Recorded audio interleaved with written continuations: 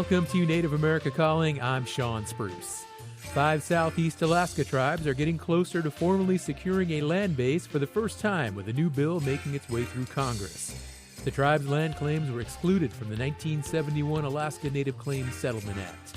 There have been several failed legislative attempts to address the issue, but leaders are hopeful this latest bill will correct a 55-year-long oversight. We'll hear about this issue and the history behind it after the news.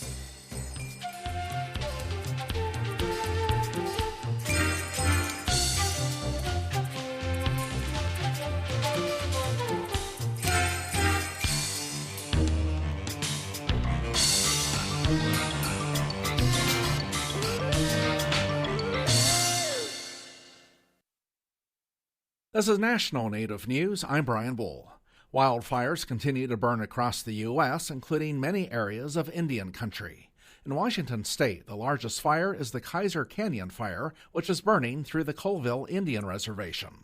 As of late Tuesday, the fire surpassed 126,000 acres and was 16% contained. In an update Tuesday morning, Keith Kelly, Operations Section Chief for Northern Rockies Unit 2, shared the day's plan of attack against the Kaiser Canyon Fire. More than 1,000 personnel are committed to the effort.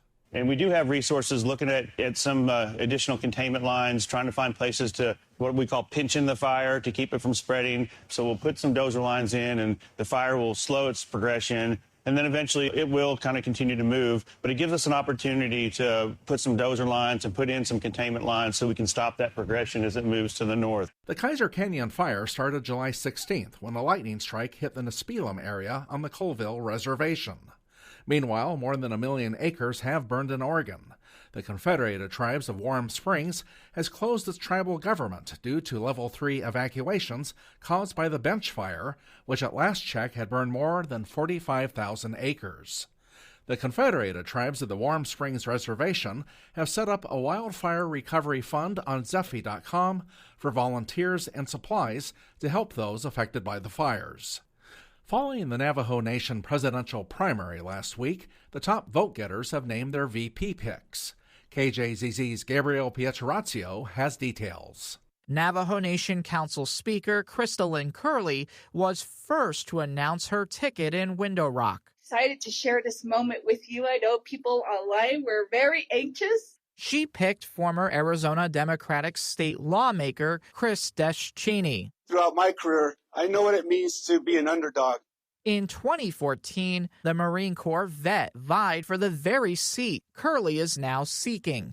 But after placing second in that primary, Deschini was disqualified, in part because of Curley's November opponent, Farmington attorney Justin Jones. This is where I grew up. As for Jones, he returned to Rock Point, Arizona, to name his running mate. Emily Ellison is in charge of the Gallup nonprofit Battered Families Services. I want to thank the committee for this opportunity to serve our Navajo people.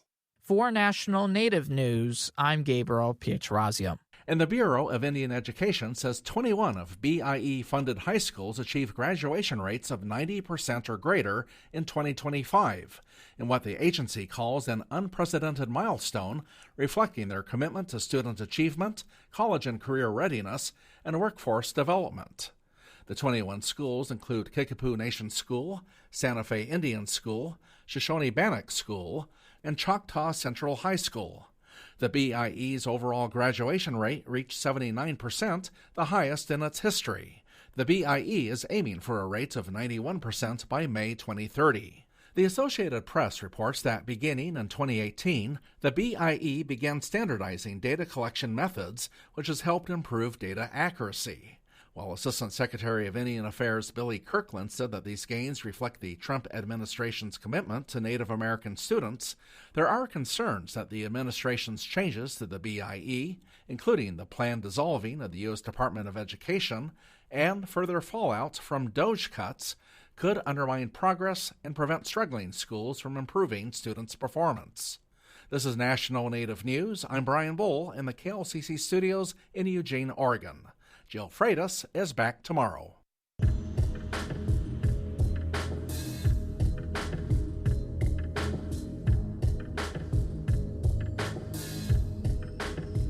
National Native News is produced by Koahnic Broadcast Corporation with funding by the Corporation for Public Broadcasting. The Indian Arts and Crafts Board promotes Indian artists of federally recognized tribes through its online source directory. Information on this no-charge opportunity available at doi.gov/IACB, who support this program. Support by Sonosky Chambers Law, championing tribal sovereignty and Native American rights since 1976, from opioids litigation to treaty rights to tribal self-governance, with offices in Washington, D.C., New Mexico, California, and Alaska. Sonosky Chambers Law.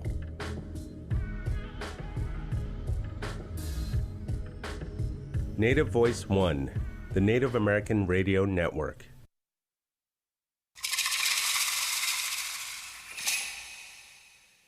This is Native America Calling. I'm Sean Spruce. 5 landless tribes in southeast Alaska might finally secure their ancestral land through a new congressional bill after nearly 55 years. The legislation is one of several attempts over the years to grant these tribes a land base. It's the closest they've come to securing land in that time. The Alaska Native Claims Settlement Act transformed tribal jurisdiction and land ownership in the state starting in 1971, but it also left 5 Native communities in the southeast out.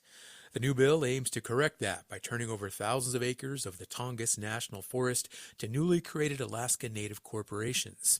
The bill faces opposition from some conservationists who worry the corporations will strip what is now public land of its timber and mining resources. Today on our show, we'll hear about the momentum to solidify land for the tribes and get context for how they got here.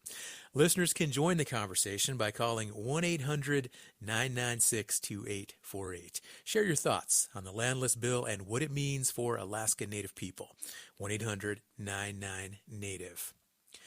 Joining us now from Anchorage, Alaska, is Cecilia Tavalero, president of the Southeast Alaska Landless Corporation. She is Tlingit. Good morning, Cecilia, and welcome to Native America Calling. Good morning. Thank you. Joining us from Wrangell, Alaska, is Sandy Churchill, vice president of the Wrangell Cooperative Association and president of the Alaska Native Sisterhood Grand Camp. She is also Tlingit, and she is Haida and Tsimshian. Sandy, good morning to you also, and welcome. Good morning. I appreciate it. Thank you. And also joining us from Wrangell, Alaska, is Albert Reinhardt. He is the tribal administrator for Wrangell Cooperative Association. He is also Tlingit. Albert, good morning to you too. Yeah, good morning, Sean. Thank you for having me. Absolutely. Cecilia, the bill could create 5 urban Native corporations, then transfer to them public land in the Tongass National Forest. What more can you tell us about that process, and what are other Native corporations saying about this?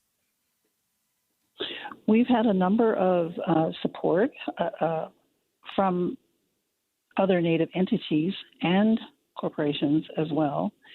And we're very excited. We've never been this far before, but we are mobilizing and preparing as though this were already in place by preparing to adopt articles of incorporation and bylaws, and basically just have a corporation, what we're calling boot camp, with the help from Sea Alaska, because like I said, we've never been here before. Cecilia, you've emphasized that getting land into the hands of Indigenous people would be a victory for all Native people. What would it mean to you to finally get this issue corrected? Oh, it would be a long-awaited injustice that's been corrected because of all the land being taken from the Indigenous people of Alaska. That was our quote-unquote payment, and it would mean at least getting some of our traditional lands back into our stewardship. Now, you've also emphasized that when you get your corporations, you're not going to go in and just log everything. How do you see these communities making the most of the economy? Well, we've had a number of our young people involved in conversations in Petersburg for one, and a lot of them are speaking of ecotourism and things that are going to protect our lands for future generations, because we have had a very small carbon print traditionally. We're living in a different time and world now, so it is possible to carry on a business either here locally or elsewhere. Cecilia, we talked a little bit before the show, and I know you're actually from Petersburg, which is north of Wrangell and sits just on the eastern edge of the Tongass National Forest. Describe the community for us and how it's grown. Sure. Seemed like it was bigger way back when I was growing up, but it's not. About a little over 3,000 people in the community. Absolutely beautiful. A lot of resources around there. It's very close to Kupernoff Island. Petersburg's on Midkoff Island. And there is a very narrow waterway between us, and that's called the Wrangell Narrows. And it's just very picturesque. We can see a mountain from there that there are stories about people going to that mountain to get away from the floodwaters, and that's called Devil's Thumb. And it's just a beautiful, beautiful land. The people are quite friendly, and I enjoyed growing up there. Kept myself busy with drill team and always had a job. So, yeah, thank you. Thanks, Cecilia. Now, it's over 100,000 acres that could be transferred to these newly formed corporations, public lands in the Tongass National Forest. What do you know about those 115,000 acres? What do those lands look like? Each of the communities had a land selection committee review maps. We had a person come through, and because it's been so long, our land selections have been getting farther and farther away from our communities. Had this been able to be resolved years and years ago, we would have been closer to our communities.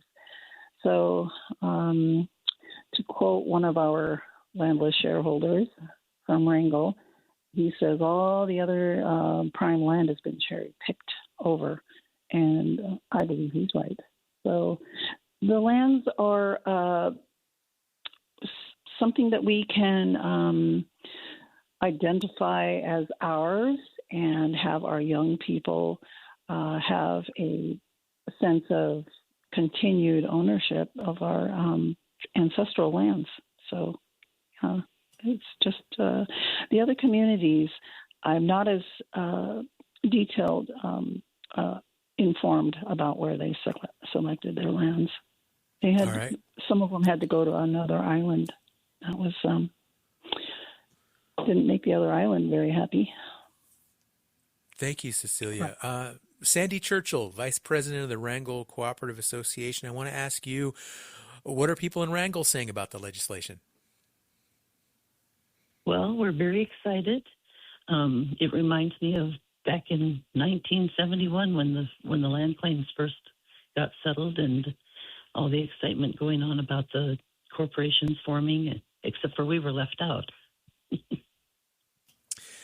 What will it mean to the community if this all goes through? Well, there have been, several meetings here about, with the landless and about the properties that were chosen.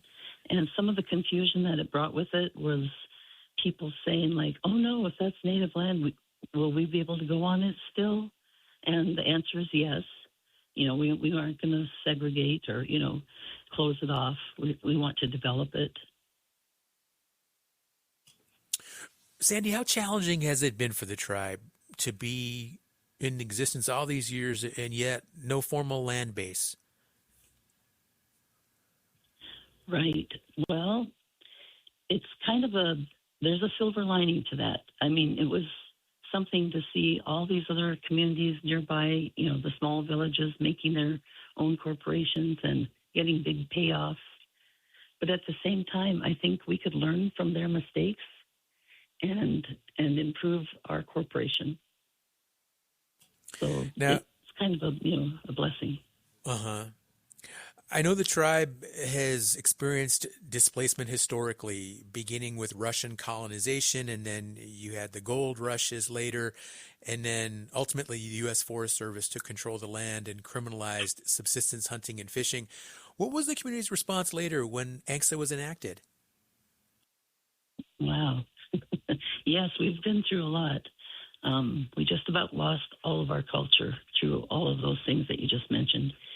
And so now bringing it, revitalizing our culture, bringing things back, it just seems to be our time. It's like the tide went out, and now the tide is coming back in. Mm-hmm. That term, landless tribes, there's something about just hearing those two words together. It's tough to hear. Tell me more about Wrangell's relationship with these other tribes. Well, of course, we've formed a bond with the other communities because we were all left out, like we're orphans or something, just sort of kicked to the curb. But I'm hoping, that I know they all have big dreams and we have ours. And so I'm hoping that when this comes to fruition, that we can all just do the best we can for our future generations. We have Sandy Churchill, Vice President of the Wrangell Cooperative Association, and also Cecilia Tavalero, President of the Southeast Alaska Landless Corporation, kicking off our conversation here today. A new bill could transfer over 100,000 acres of land, public lands in the Tongass National Forest to newly created Alaska Native corporations. I know we have a lot of listeners in Alaska, also in Southeast Alaska specifically. So I imagine you have thoughts here. You have concerns. Maybe you're in one of these communities that we're talking about today, or you have connections to one of these communities. Join our conversation. Pick up your phone, call us. We want to get some community perspective on this show as well. The number is 1-800-996-2848. 1-800-996-2848 to join today's show.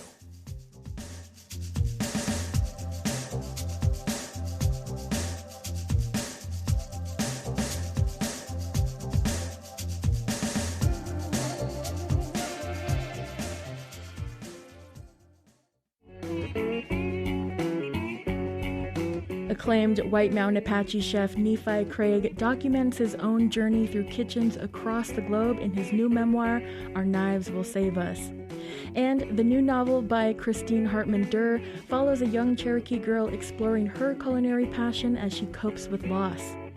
The authors of these two new books are on the menu on the next Native America Calling. Grand Canyon Conservancy fosters visitor engagement with the landscape through learning, discovery, and stewardship. The Grand Canyon Conservancy Field Institute provides immersive and educational adventures designed in partnership with Grand Canyon National Park, including day hikes for the family, once-in-a-lifetime backpacking trips, and art classes with expert instructors. More at grandcanyon.org. Grand Canyon Conservancy supports this show. Thank you for listening to Native America Calling today. I am Sean Spruce, and we're speaking with members from some of the 5 landless Southeast Alaska Native communities. We are hearing about new legislation and the history behind the region. Listeners can join us today with comments and questions. You can call 1-800-996-2848.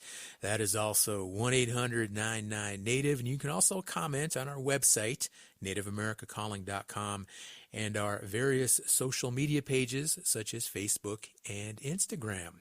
And one of our guests today, Sandy Churchill, is in Wrangell, Alaska, where she is the Vice President of the Wrangell Cooperative Association. And Sandy, what are some of the first priorities for the community if this bill passes and the corporations are set up and land is transferred? And I want to ask you the same thing. How much of a priority is logging potentially?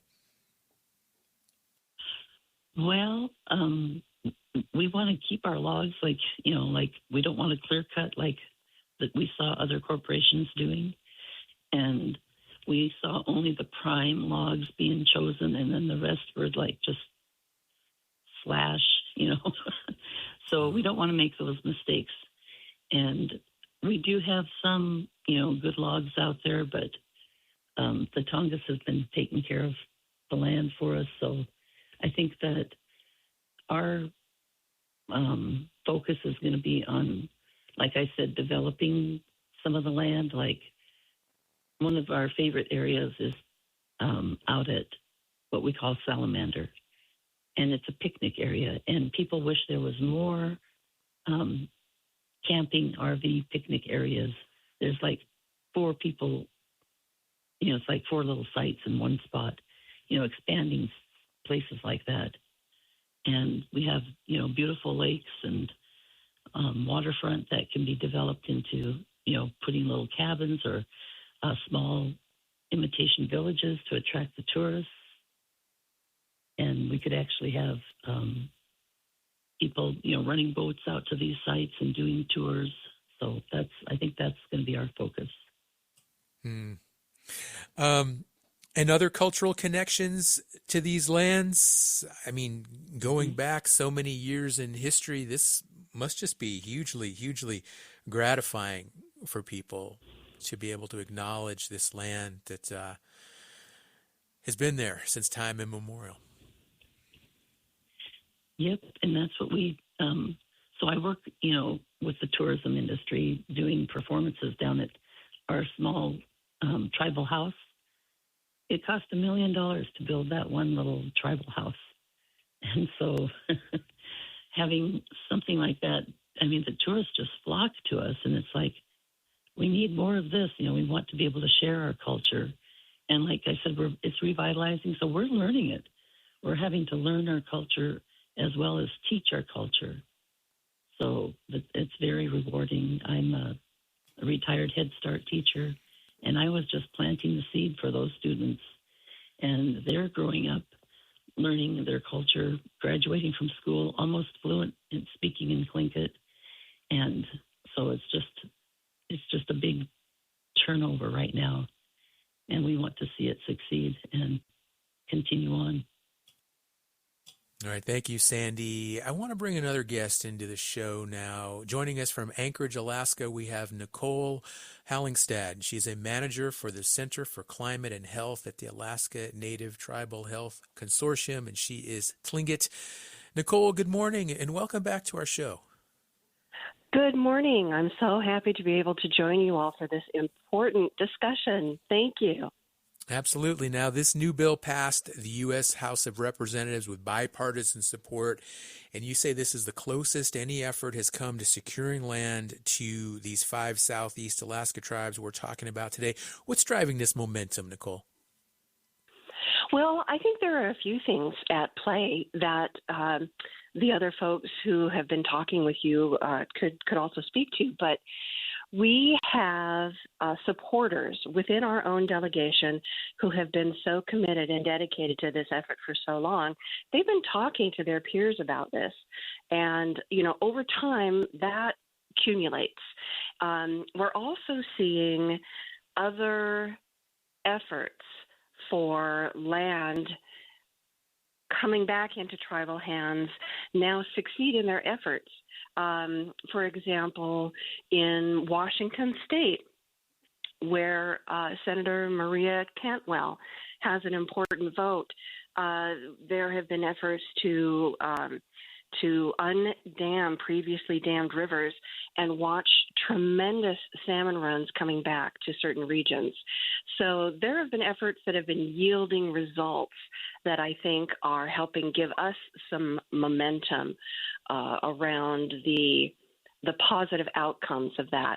And, just in general, I think we are at a point where Indigenous knowledge is really getting the credibility and recognition from the scientific community that it has always deserved.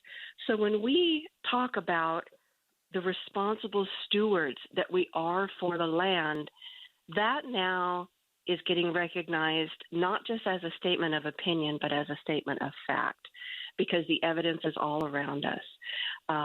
And so we have letters, resolutions, statements, postcards of support that are really, stacking up and telling our story for us.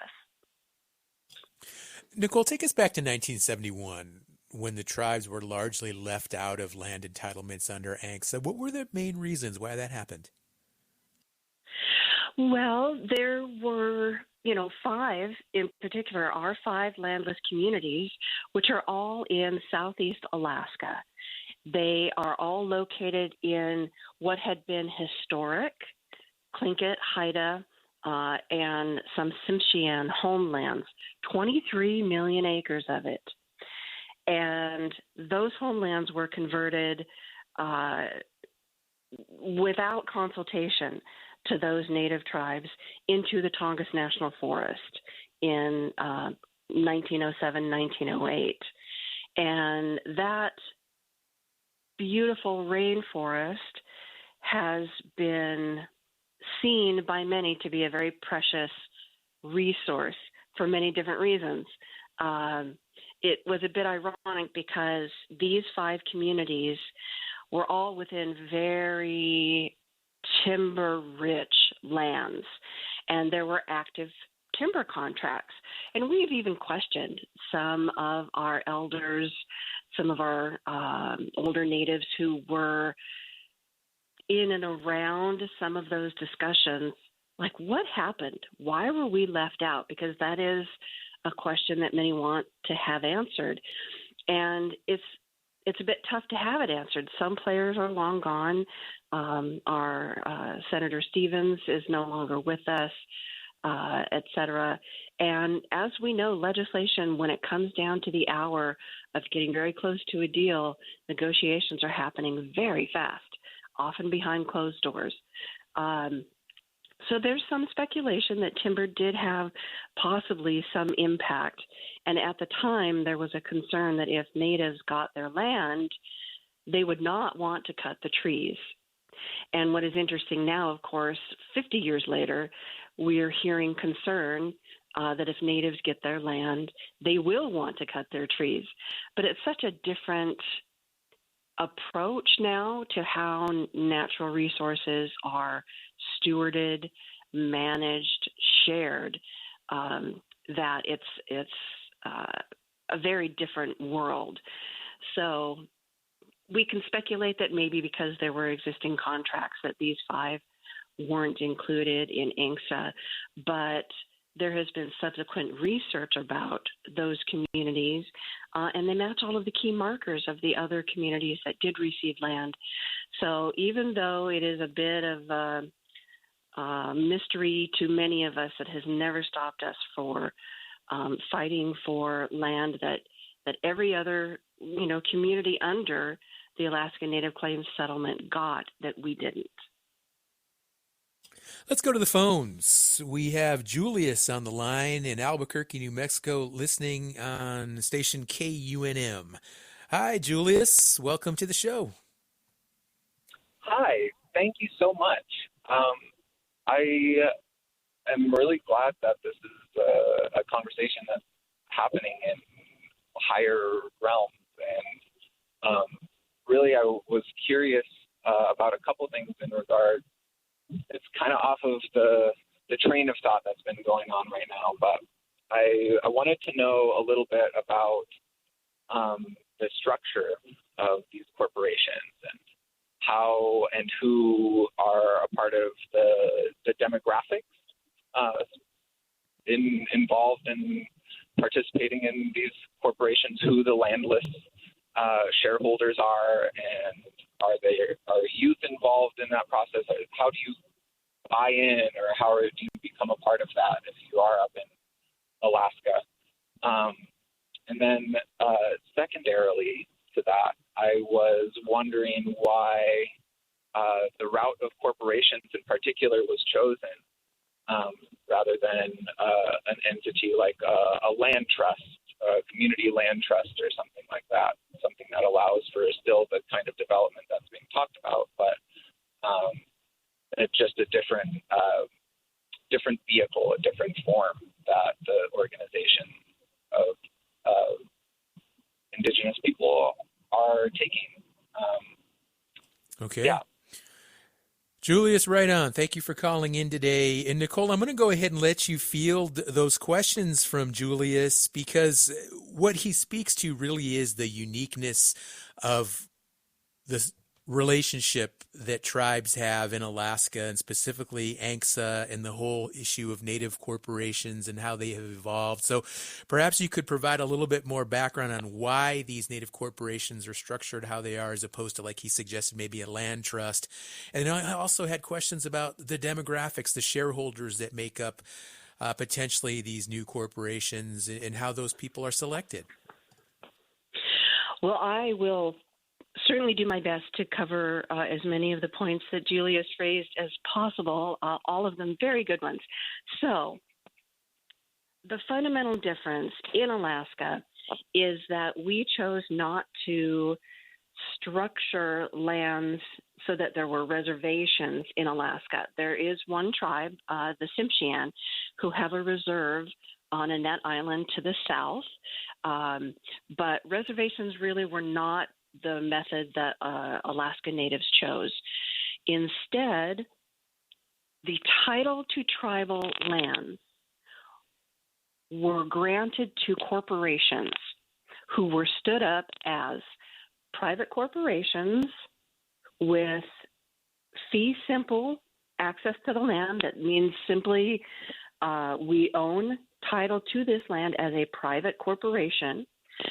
These corporations are owned by the shareholders from the communities that region represents. And all of the Alaska Natives who were one quarter blood quantum or more, who were alive when ANCSA passed in 1971, December 18th, 1971, had to enroll.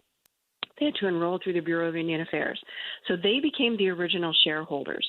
And the beauty of our elders and our ancestors is that this was structured so that those shares could not be sold. There was a provision in 1971 that would give 20 years and then allow the sale of stock. But our elders and ancestors saw what could come of that, and they acted to pass an amendment before 1991, before that 20-year mark, that would make it so shares could not, in fact, go on to public market or be sold to buyers. So our shares in these corporations that were stood up to hold title to our tribal lands, they simply get inherited. They can be gifted within certain family members, or they can be inherited, and they follow probate laws unless our shareholders have a specific shareholder will that says where they want those shares to go. So what does that mean for who actually is a landless shareholder? Well, all of the natives of the region who got enrolled through the BIA showed documents to show where was their hometown, where did their family reside. And I'll use myself as an example. Petersburg doesn't have a corporation, but anybody who proved out that Petersburg was their own home community received shares from Alaska, the regional corporation, that showed we would have been eligible to be a member of the urban corporation of Petersburg. And the same is true for Teneke, Wrangell, Haines, and Ketchikan. Those shareholders own urban shares of stock that mean they would have become members of the urban corporation of that community if we had gotten our land. All right, Nicole, thank you. That's a really thorough background there, and it really does, because we have so many listeners down in the lower 48, and they're familiar with tribes set up the way they are with reservation lands, and what we see in Alaska is something totally different. It's a completely different type of legal structure. And I want to go back to our guest from Wrangell, and one of our guests, Albert Reinhardt, can actually talk about his experience and how he was enrolled after ANCSA. But first, I'd like for Sandy Churchill, Vice President of the Wrangell Cooperative Association, to chime in as well. And Sandy, what are your thoughts, and what can you add to our listener? His name was Julius. His questions about how people are how they're enrolled in these corporations, and what these new corporations might look like.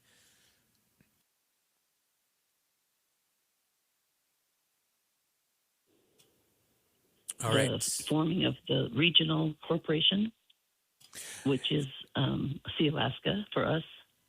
Okay. And my father was a lobbyist there, along with Roger Lang and Bob Lozier and John Borbridge and some others. And that was 55 years ago, and we've lost a lot of elders. My dad has passed on, and a lot of their ideas went with them, and so we've got to come up with new ideas, or with the younger generation involved. They have a lot of good ideas, but we need the combination of the older and the younger to make and to include the younger generations. Okay, thank you, Sandy. Yeah. We're going to go to break. We'll come back and we'll talk more with these folks in Wrangell, as well as our other guests. And we also have, like I mentioned, Albert Reinhardt on the line. He is the tribal administrator for Wrangell Cooperative Association. He works very closely with Sandy Churchill, and he was a teenager when ANCSA was enacted in 1971. He's going to talk about that experience on the other side of this break.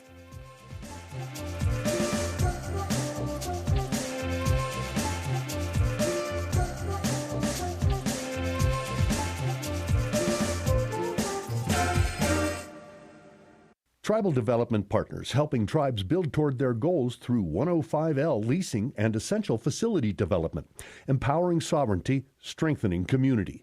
More at tribaldevpartners.com, proud supporters of this show. Need help identifying community priorities? Kaufman & Associates' approach to evaluation is rooted in Indigenous knowledge, honoring tribal history, and sovereignty.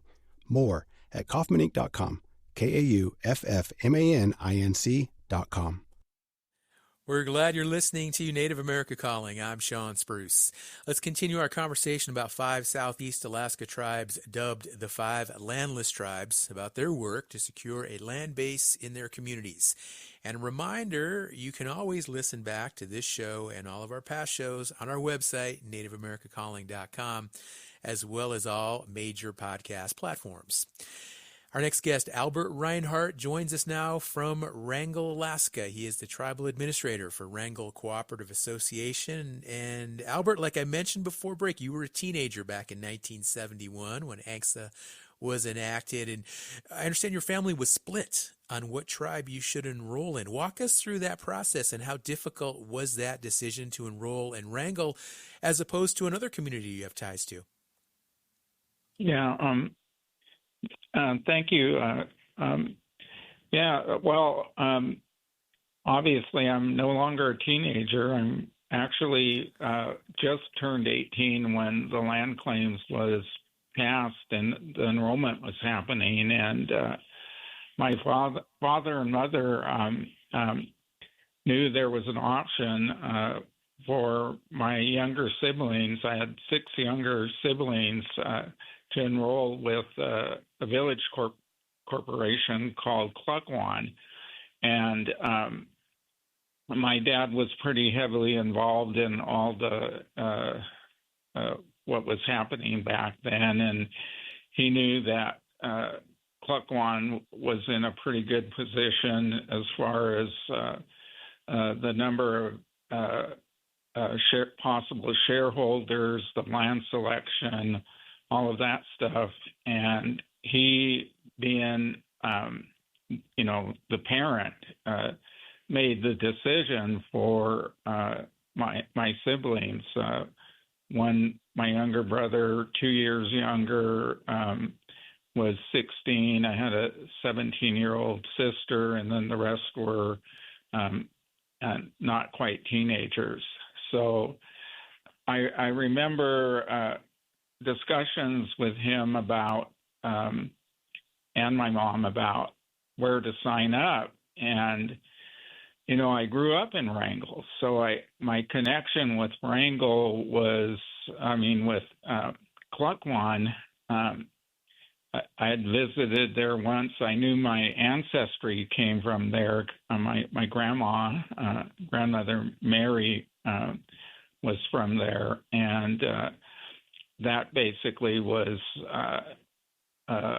why, proven our heritage and our connection with Klukwan. My parents were able to enroll them into that village corporation. So anyway, I went.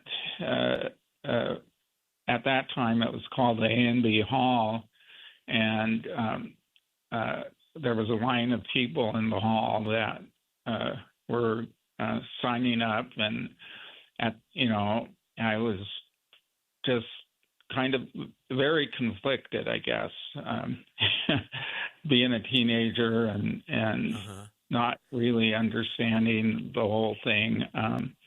I remember right up to going up to sign on the dotted line, not knowing which way to go.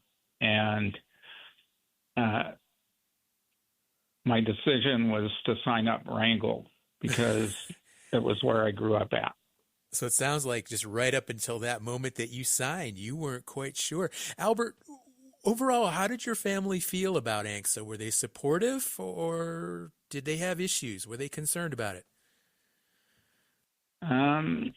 I don't think they were excited about it. My dad, like Sandy's dad, were heavily involved in local politics.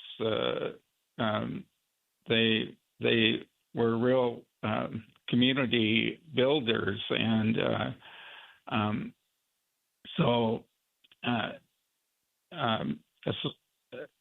as far as I know, most people in Wrangell, the Native community was in favor of it. I cannot totally speak for the non-Native community, but my family was supportive of ANCSA. Okay.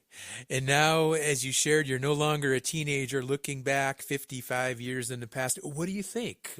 Was it the right decision for you to enroll in Wrangell? Yeah, I don't have a whole lot of regrets. There was a huge benefit to my younger siblings. My mom was also enrolled in Klukwan, and so was my grandma.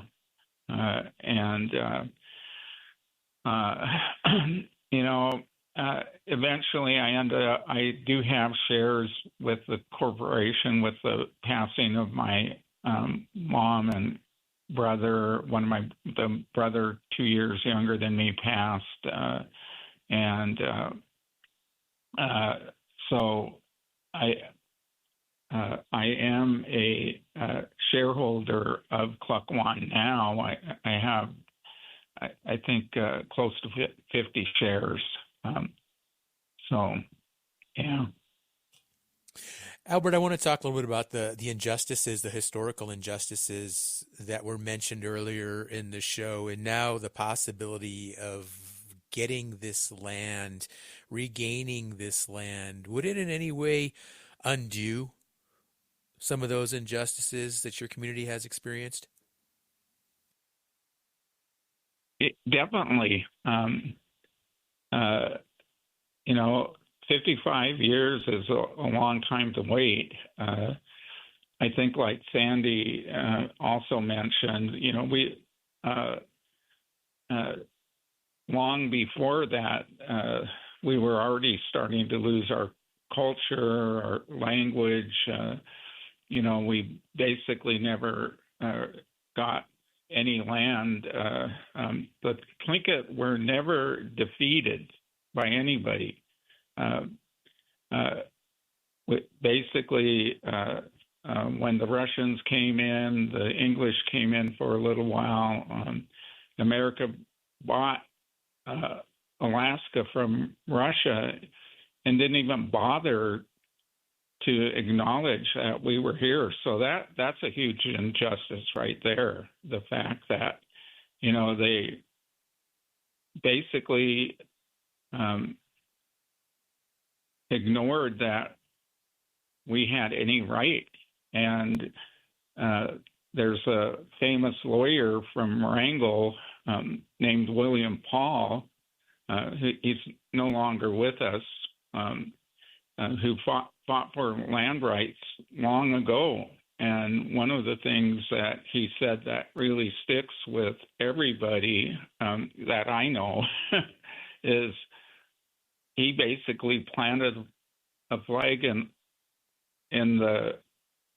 on the shore in a way with his words, and he said, "This is our land," and never forget that. So I think what Sandy, Nicole, and Cecilia are talking about is, we have been fighting and advocating for a small piece of what was all of our land, not this whole area. So yeah, I would say there was an injustice done. All right, thank you, Albert. I want to go back to Nicole Hollingstad. And Nicole, a longstanding criticism of ANCSA is that it prioritizes resource extraction as opposed to traditional stewardship. I mean, that was the whole point to begin with, to gain land so that they could set up the Alaska oil pipeline back in the day. Now, how do you address some of the concerns from conservationists now who have worries about Tongass lands being transferred to these corporations for resource extraction, the possibility? Well, the first thing that I would say is that these corporations are very different corporations. They are Native-owned corporations for the benefit of our Native shareholders, and they are driven by Native values. Those three things alone mean they are a very different construct for what you think of as just a regular for-profit corporation. So how, the relationship that we have with our lands that we see as our relative is very different and much more sustainable, innovative than other corporations might be. And there's just been a fundamental change in the landscape, as it were, of resource extraction. We have turned on Sea Alaska lands, for example, to ways of still deriving a profit from the land that doesn't involve cutting trees. We've ventured into carbon banks. We're looking at the use of our coastal sea kelp. We're looking at more mariculture structures. So just a different approach to these lands that are the basis. And ANCSA gives us the mandate to manage these lands in a way for not just the economic, but for the social and cultural benefit of our shareholders. So we have a different set of guiding principles for how this land is used. And, I'm glad that Albert talked about being a young person and how you can inherit shares.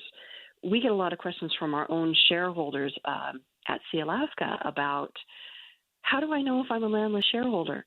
Well, if you were originally enrolled through one of those 5 communities, as I was, you would be a landless shareholder. And anybody who might have passed, who had shares from those communities, those who inherited the shares, you are an eligible landless shareholder. Because these shares can't be traded or sold, we just follow the line of inheritance. And so there's no new enrollment that will happen. These shareholders already exist, and Sea Alaska holds those records.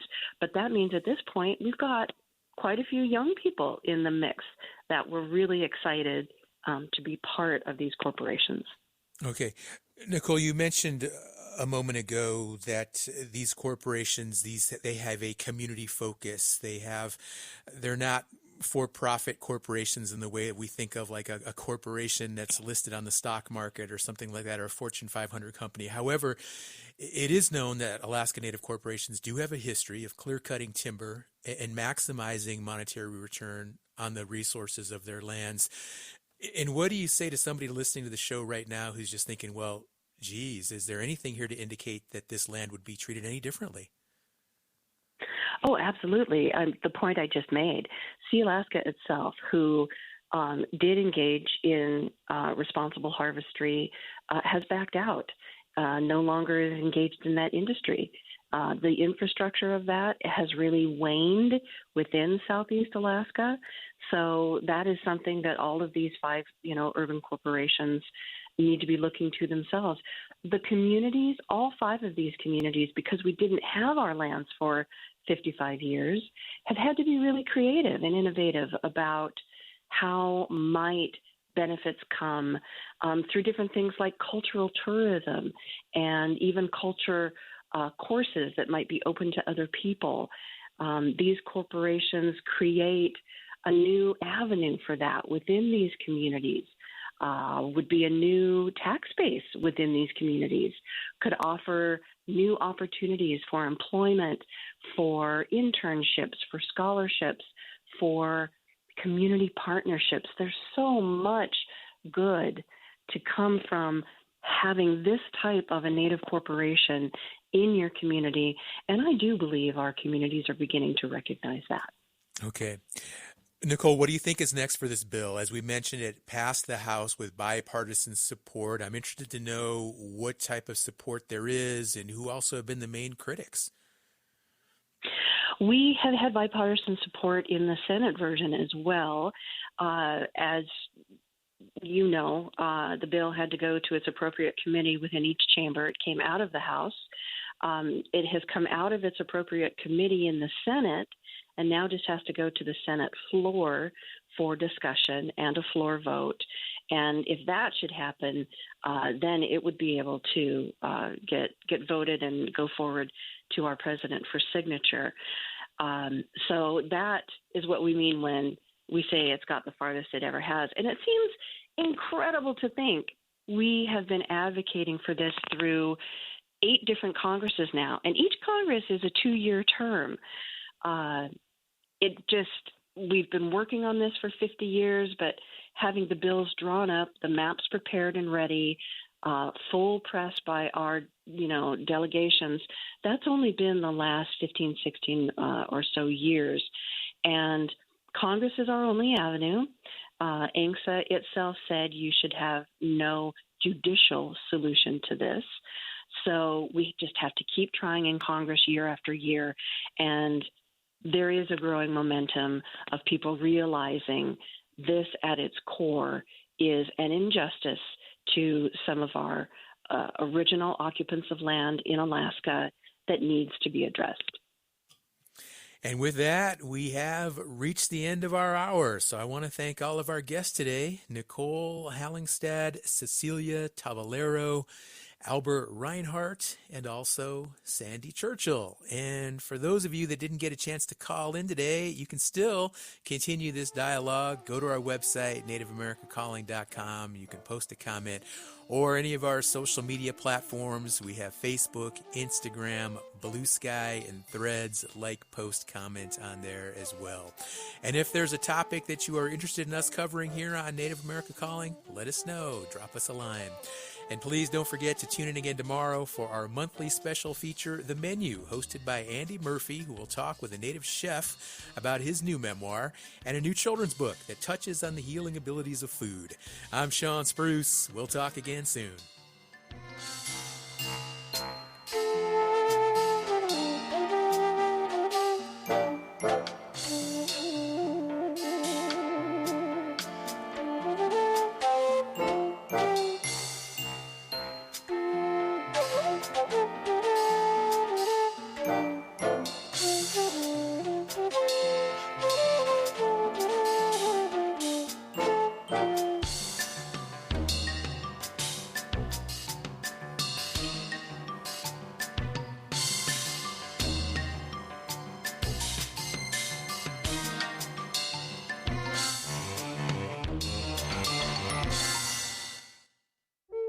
Support from Davis Keelan Law Firm, a New Mexico firm standing with Native families suffering catastrophic loss. When tragedy strikes Indian country, Davis Keelan fights to restore stability, dignity, and justice, bringing a voice to Native families and communities for 20 years. More information, daviskeelan.com.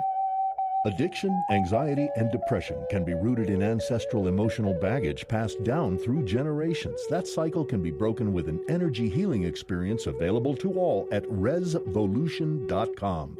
Discover Healing supports this show. Who protects Indian country? Amerind does. As the only 100% tribally owned insurance carrier, Amerind helps strengthen tribal communities by providing reliable insurance coverage and keeping dollars in Indian country. From property and liability to commercial auto and tribal workers' compensation, Amerind is here to protect what matters. Celebrating 40 years of serving Indian country. Learn more at amerind.com. That's AMERIND.com.